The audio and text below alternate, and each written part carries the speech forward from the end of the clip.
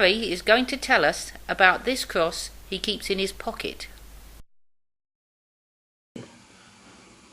I got it from a Jamaican lady who used to come to our church, and she was crippled, and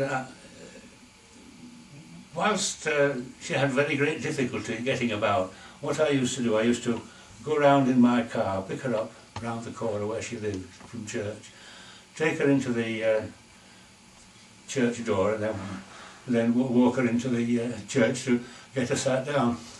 And then I used to do this for quite a long time, and then about, it was 3 weeks before she died actually, she gave me this cross. Whether she had some, I don't know, knowledge that she was about, I don't know whether her life was coming to an end, I just don't know, but it was about 3 weeks before she died. And what happened was, after she gave me this cross, she had a fall at home. She fell downstairs, and unfortunately she had to be admitted to hospital, and unfortunately 3 weeks after that incident when she gave me the cross, she died. And since then I've kept this cross.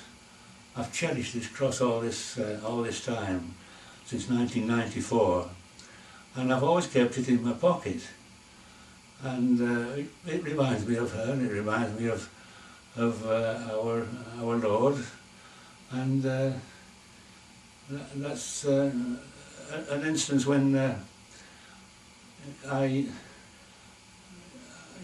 think very much about Constance and everything she did, and she was very well thought of in the community.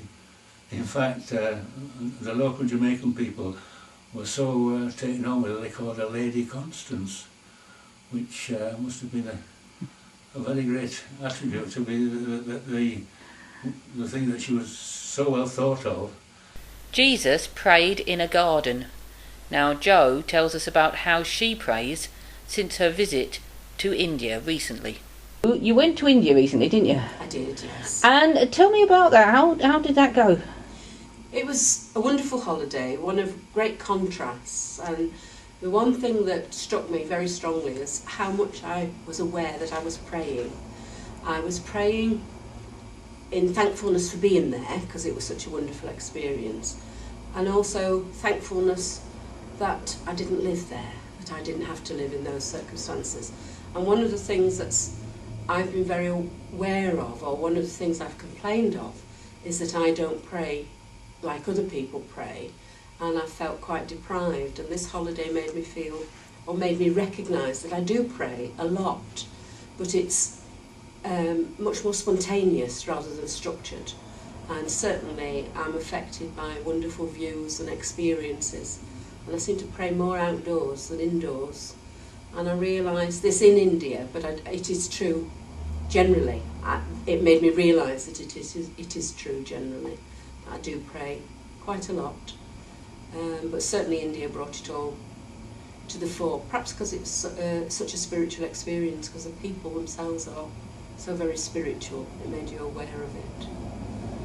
On this cross, the carver has made some figures who appear to be watching and waiting, but Penny tells us about how alone Jesus was on the cross. Penny, you were saying while we were talking there, we were talking about Jesus feeling abandoned on the cross, and what was your response to that idea?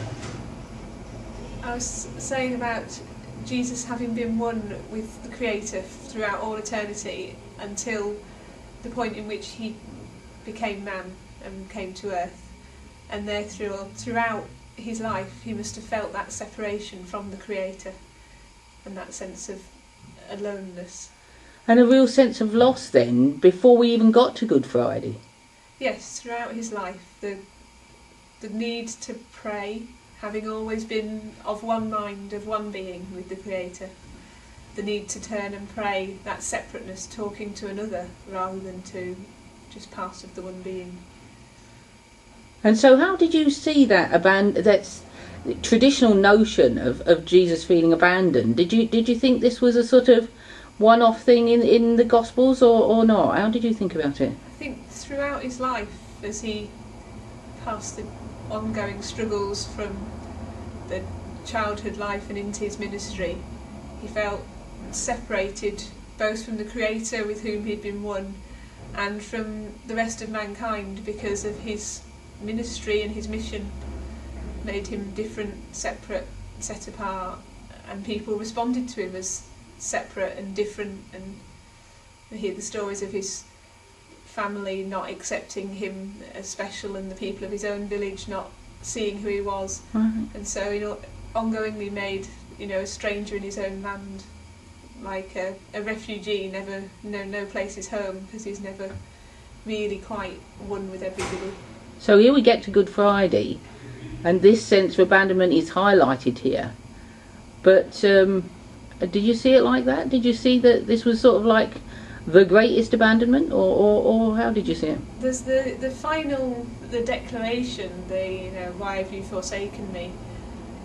But that's been built from the frustration with his disciples abandoning him in the garden, and it's not just God that's abandoning him. It's Peter denying him, and one thing on another, everybody turning their back on him, and there he is, alone to face this great load, this burden that's been put upon him.